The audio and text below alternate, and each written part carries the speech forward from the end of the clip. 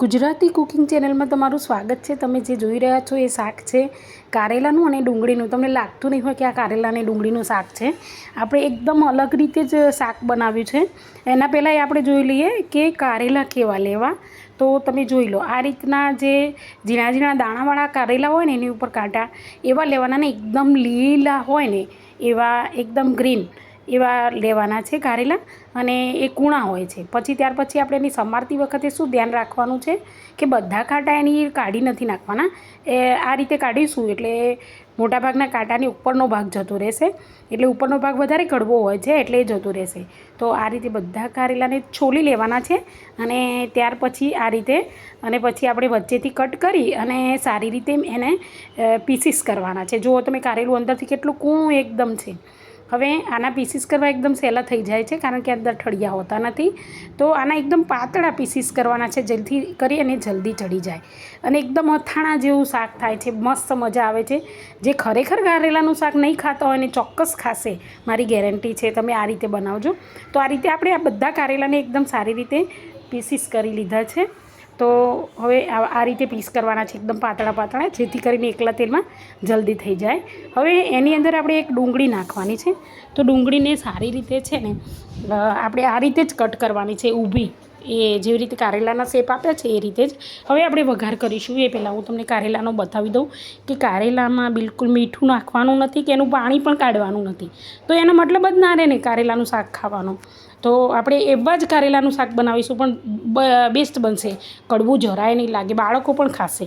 તો આપણે વઘારની અંદર અમે મેથી અને જીરું નાખ્યું છે ને થોડી હિંગ નાખી છે। સારી રીતે સંતળી જાય, તડતડી જાય એટલે પછી આપણે એની અંદર લસણ નાખવાનું છે। હવે લસણ 2-3 કળી લઈશું આપણે અને એને સમારીને નાખવાનું છે એટલે એનો ટેસ્ટ સારો એવો આવે છે। એને ક્રશ કરવાની કંઈ જરૂર છે નહીં। હવે એ લસણ છે સાંતળી જાય એટલે એને સારી રીતે હલાવી લઈશું। એકદમ લાલ થઈ જાય એવા સાંતળવાના નથી, બસ આવું રહેશે એટલે એની સ્મેલ સારી આવે। હવે આપણે બધા કારેલાની અંદર કંઈ મીઠું નાખ્યું નથી, કંઈ પાણી નીચોવીને કાઢ્યું નથી, ડાયરેક્ટ જ આપણે કારેલા આ રીતે અંદર એડ કર્યા છે। તો એને એકવાર સારી રીતે હલાવી લઈશું, આ રીતે તેલની કોટિંગ આવી જાય એ રીતે। અને ત્યાર પછી એમાં આપણે જે એક ડુંગળી સમારી છે એ એક ડુંગળી એડ કરવાની છે। જો તમે એક કરતાં થોડી વધારે પણ ડુંગળી નાખવા ઈચ્છતા હોય તો નાખી શકો છો, એના માટે કોઈ ઇશ્યુ નથી। હવે આ રીતે શાક બંને ભેગા થઈ જાય ને પછી એને સારી રીતે આપણે હલાવવાના છે, મસ્ત રીતે હલાવીશું। અને હવે એક વસ્તુનું ધ્યાન રાખવાનું છે કે આપણે એની અંદર મસાલા નથી કરવાના, મસાલા બિલકુલ નથી કરવાના। એકદમ આ જ પરિસ્થિતિમાં આપણે એને ચડવા દેવાનું છે। એની અંદર મીઠું પણ પહેલેથી નાખવાનું નથી। તો આપણે એને 3-4 મિનિટ માટે ઢાંકી લઈશું અને ગેસની ફ્લેમ છે લો ટુ મીડિયમ રાખીશું। તો આ રીતનું તમે જુઓ કે ડુંગળીના બધા પડ અલગ થઈ ગયા છે અને થોડું ચડવા જેવું શાક આવી ગયું છે, તો હજી ચડ્યું નથી। એટલે આ રીતે આપણે વચ્ચે વચ્ચે હલાવતા રહેવાનું અને ફરીથી એકવાર ઢાંકી અને પાછા આપણે મૂકીશું એટલે સેકન્ડ ટાઈમ સરસ શાક ચડી અને તૈયાર થઈ જશે। એકલા તેલમાં જ કરવાનું છે આ રહ્યું શાક, આની અંદર પાણી તો આવતું જ નથી અને આવે તો ભાવતું પણ નથી, તો વધારે કડવાશ થઈ જાય છે। એટલે ઉપર થાળીમાં પાણી મૂકવાની પણ કંઈ જરૂર નથી। જૂની પરંપરા પ્રમાણે એવી રીતે પાણી મૂકે બરાબર છે, પણ આપણે આમાં પાણી કે કંઈ મૂકવાની જરૂર નથી। એકવાર ફરીથી આપણે એને 2 મિનિટ માટે થવા દઈશું એટલે સરસ મજાનું થઈ જશે, બરાબર છે। તો જુઓ શાક ચડી અને તૈયાર થઈ ગયું છે, ડુંગળી કાચી પાકી ચડી ગઈ છે ને કારેલા પણ એટલા ચડી ગયા છે। તો આ રીતે એને મિક્સ કરી દેવાનું છે સારી રીતે। હવે ચડવાની તૈયારી જ છે એટલે પછી હવે આપણે એની અંદર મસાલા કરીશું, પહેલેથી મસાલા નહીં કરે। અને આ શાક એકદમ અથાણા જેવું લાગે છે, તમે એકવાર બનાવશો ને તો તમને એમ લાગશે ખરેખર અલગ જ રેસીપી છે કે જેના કારણે આપણે સરસ મજાનું શાક ખાઈ શકીએ છીએ। કારેલાનું નામ સાંભળીને જ બધા નથી ખાતા હોતા, પણ અલગ રીતે બનાવો ને તો સરસ મજાનું ખાય છે। તો જો અંદર આ રીતે તેલ ફૂટી ગયું છે, તો હવે આપણે એની અંદર મસાલા કરીશું।